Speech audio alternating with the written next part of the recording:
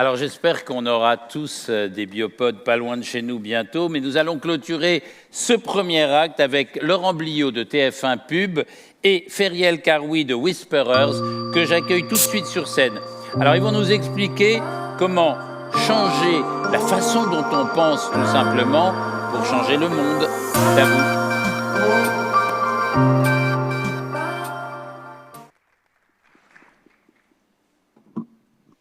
Alors bonjour à tous. J'ai déjà dit bonjour à Feriel. Bonjour à tous.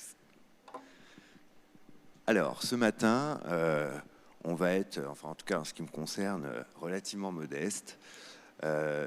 Juste pour dire qu'effectivement, dans le groupe Bouygues, c'est une préoccupation vraiment essentielle, puisque vous savez probablement que la construction, c'est un secteur qui est très émetteur de CO2 notamment. Alors c'est vraiment un sujet essentiel depuis des années. Et au groupe TF1, dans le groupe TF1, on a un responsable RSE, une responsable RSE en l'occurrence, depuis plus de 15 ans. Donc c'est pour dire que c'est un sujet qu'on a toujours pris au sérieux. Vous voyez les objectifs du groupe. Alors pour TF1, c'est plus facile que pour la construction de faire les moins 30% d'ici 2020. Néanmoins, on a aussi cet objectif et au-delà, TF1, c'est quoi la force du groupe finalement? C'est de savoir fédérer des publics très larges. Même si j'ai entendu précédemment qu'on regardait plus trop la télé ou qu'on l'écoutait pas, quand même la télé réussit encore à fédérer à peu près 80% des gens tous les jours. Et c'est une force qu'on a et c'est cette force-là, on va dire, qu'on peut mettre un peu au service de ces causes. On le fait bien sûr dans les journaux d'information, les bulletins météo, mais les journaux eux-mêmes, dans les magazines, et on peut aussi le faire dans les fictions. Donc on sait que les médias, la publicité, on peut avoir un rôle très important pour essayer de faire changer, on va dire, l'état d'esprit, les mentalités, et faire de la pédagogie. Quand je dis faire de la pédagogie, c'est... parce que je sais que le mot est un peu controversé, le gouvernement dit qu'il en fait, mais en fait qu'il ne veut plus en faire. C'est juste dire, plutôt que de dire qu'il ne faut plus manger de viande, il faut peut-être dire aux gens que le bœuf, c'est 10 fois pire que le poulet, et que le lait, c'est entre les deux. Parce que comme ça, chacun peut un peu, on va dire, faire des choix et agir à sa manière. J'ai récemment fait, dans le cadre du groupe Bouygues, un séminaire qui s'appelle 2 tonnes, puisque... vous savez sans doute qu'on a un objectif d'être à 2 tonnes de CO2 par individu en 2050. Moi, aujourd'hui, je suis à 9 tonnes. Et honnêtement, ça va être dur, quoi. Donc, il va falloir qu'on s'y mette tous avec les moyens qu'on a. Et nous, les moyens qu'on a, c'est d'arriver encore à faire que les gens nous regardent, les gens nous écoutent. Mais pour éclairer un peu ça et avoir une vision un peu plus sociétale, je vais laisser Feriel de la société The Whisperers vous emmener un peu vers des tendances avec effectivement qu'est-ce qui peut émerger, qu'est-ce qui émerge ici ou là et qui va essayer de contribuer à rendre ce monde meilleur. Merci Laurent. Alors juste un petit rappel de pourquoi on fait tous ces efforts. On fait tous ces efforts pour ne pas disparaître. On sait que 2/3 des vertébrés ont disparu depuis les années 1970. Et il y a un autre vertébré qui pourrait disparaître ces prochaines décennies, c'est l'humain, tout simplement. Alors des scientifiques parlent des 4 cavaliers de l'apocalypse climatique qui est due à la famine et la malnutrition, des conditions météorologiques extrêmes, de la guerre et des maladies. Donc, on a tous vécu ces 2 dernières années, on a vu que ça pouvait donner quelque part une manière édulcorée de ce que pourrait être notre quotidien dans le futur. Mais il n'y a pas que nous qui pourrons disparaître, il y a aussi les marques de luxe.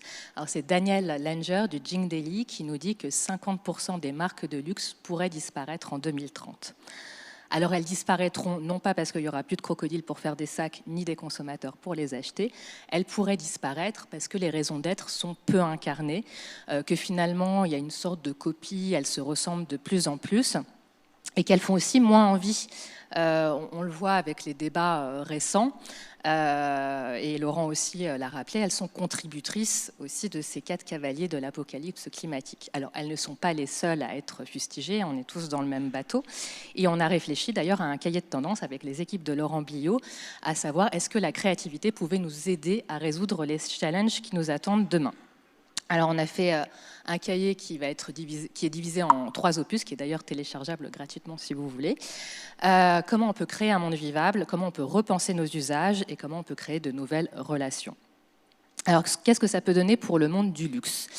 Régénérer la planète. Alors, bien évidemment, les politiques RSE, bien évidemment, décarboner nos productions, nos consommations. Mais finalement, le luxe est intrinsèquement durable. Si on revient à sa définition primaire, qui est de fournir un bien de qualité, intemporel, qui va se passer de génération en génération. Et vous le voyez aussi, dans la seconde main, finalement, il y a un engouement.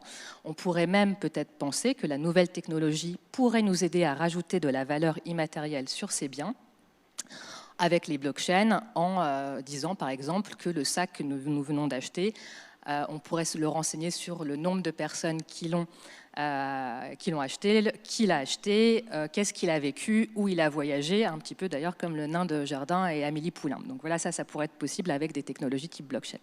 Et c'est ça tout l'enjeu aussi, c'est de finalement désindexer la croissance sur les biens matériels pour aller de plus en plus vers de l'immatériel. La connaissance, les savoirs, la culture, les relations humaines et les expériences. Le deuxième point, c'est comment peut-on repenser nos usages. Finalement, le luxe, à quoi ça sert? Alors certes, ça nous confère la plupart du temps plus de confort, de l'ultra-confort, et nous avons interviewé dans notre cahier de tendance Stefano Boni, qui est l'auteur d'un essai qui s'appelle « Homo confort, le prix à payer d'une vie sans effort ni contrainte », et qui nous dit que finalement le confort nous ramollit. Il nous ramollit le cerveau, il nous ramollit physiquement, il nous déconnecte de nos sens, il nous déconnecte de nos instincts. Et que finalement un peu d'inconfort, ça fait du bien. Et on voit qu'il y a une clientèle assez aisée qui va justement tenter des expériences avec un inconfort extrême. Alors, on parle de cryothérapie. En ce moment, ce n'est pas les degrés qu'on a en moins dans cette salle, ni le degré en moins dans la piscine municipale. C'est plutôt d'aller chercher du froid extrême dans les pôles avec un entraînement digne des astronautes de la NASA. Donc voilà, on voit qu'on a différentes narratives aussi qui arrivent et que finalement, dans le luxe, on peut aussi tester l'inconfort. Et enfin, repenser la notion de rêve et de coolitude. Je vous ai mis un petit jet pour rappeler les polémiques de ces mois précédents, mais il n'y a pas que ça, il y a aussi les vitrines de Noël. On nous dit que c'est des dépenses écologiques qui sont beaucoup trop onéreuses, ce à quoi les dirigeants répondent oui, mais on a besoin de faire rêver. D'autant plus aujourd'hui, c'est vraiment indispensable. Certes, mais personne et aucun dirigeant ne définit le rêve dont on parle, en fait. À quel rêve fait-on allusion? Est-ce que c'est un rêve de cupidité? Est-ce que c'est un rêve où on va avoir plein de personnes qui vont nous jalouser?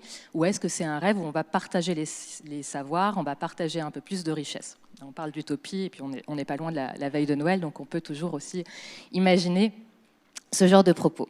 Et enfin, récréative, repenser nos liens. C'est vrai que l'univers du luxe a cette capacité, grâce aux réseaux sociaux, grâce à la data, de pouvoir, plus que les autres, s'adresser à tous personnellement. Alors, dans ces messages, on a un message de positionnement social, pas forcément statutaire, mais un positionnement social. On peut avoir un message de savoir-faire, mais finalement, il manque quelque chose à cette relation qui est unique et de plus en plus personnalisée. Finalement, c'est le savoir-faire, le savoir-être, et le savoir-vivre. Et donc, j'ai convoqué Nadine de Rothschild dans ma présentation, je suis très contente d'ailleurs, avec ces fameux manuels. Et finalement, ce qui va faire aussi de la magie dans les relations humaines, c'est la considération qu'on a à l'autre. Cette considération, bien évidemment, qui est à mettre dans tous les touchpoints de la marque, incarnée par sa raison d'être, que ce soit envers les collaborateurs, envers les clients et aussi envers les fournisseurs. Donc, le message un peu « aimez-vous les uns les autres ». Donc pour résumer, changer nos pensées pour changer le monde du luxe, ça veut dire reprendre une place créative et innovante, c'est-à-dire se désindexer des ressources matérielles de la planète pour être plutôt sur des ressources immatérielles et faire plus appel à notre matière grise. Ça veut dire aussi que le luxe, finalement, c'est un média qui peut nous aider à tous à redéfinir ce qui est le rêve dont on parle et ce qui est le cool. Et enfin, ne pas oublier que le luxe a cette capacité aussi de former des personnes avec ce savoir-vivre et ce savoir-être qui vont injecter de la magie dans nos relations et donc participer à créer une époque unique et exceptionnelle.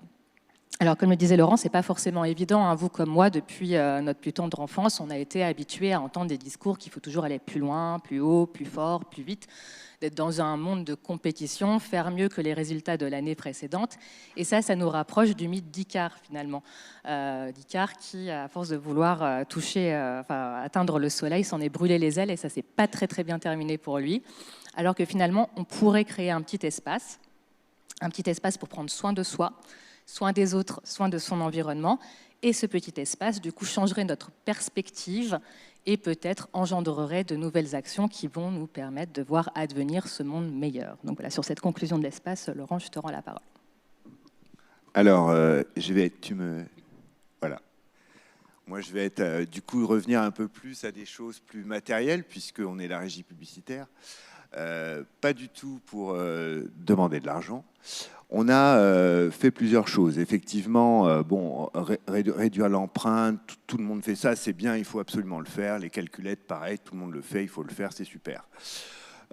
On a peut-être fait deux choses dont on est un peu plus fiers, et notamment le fonds Ecofunding. L'année dernière, en début d'année 2022, on a décidé de lancer Ecofunding. À partir du moment où, sur vos créations, à partir du moment où vous avez des produits qui portent un label recommandé par l'ADEME, il y en a énormément, il faut les consulter sur le site de l'ADEME, il y en a plus d'une centaine. À partir du moment où un de vos produits porte ce label, à partir du moment où dans la copie publicitaire où vous faites pour ce produit, vous affichez ce label, nous, on cotise à un fonds, pas avec votre argent, avec le nôtre, et on diffuse des campagnes. On a fait des films qui sont destinés à promouvoir les labels. Parce qu'effectivement, il y a un problème quand même avec les labels, c'est qu'il y a tellement de labels finalement que les gens ne savent pas à quel label ils peuvent se fier, lequel est du greenwashing, lequel est un vrai label. Donc, du coup, c'est pour ça qu'on a eu cette idée de capitaliser à peu près 5 millions d'euros. Là, aujourd'hui, l'année n'est pas finie. Fin novembre, on était à près de 4,5 millions. 21 annonceurs nous ont permis d'abonder à ce fonds. Mais je répète, c'est nous qui abondons, ce n'est pas leur argent. 37 campagnes, et on est vraiment ravis de ça. On va reconduire ça l'année prochaine. On a fait 3 films pour les labels. Un pour le label environnemental, un pour l'étiquette énergie, un pour la réparabilité, l'indice de réparabilité. Et j'avoue qu'on est extrêmement content. Néanmoins, on a une petite frustration, c'est que parmi tous ces annonceurs, il n'y a pas d'annonceur du luxe. Voilà. Il y a des PGC, de l'hygiène beauté, des voitures, des produits d'équipement de la maison, mais il n'y a pas un seul annonceur du luxe. Donc, voilà, c'est un petit appel. Venez avec vos produits, faites-les labelliser, et nous, on continuera à faire de la publicité pour les labels et pour aider à ce que nous tous, on arrive à être un peu plus vertueux dans nos consommations. Voilà, je vous souhaite une bonne journée à tous. Merci. Merci à tous les deux, merci pour ces idées stimulantes qui n'ont rien d'utopique et qui sont encore mieux peut-être qu'utopiques. Et je déclare fini ce premier acte du Paris Luxury Summit.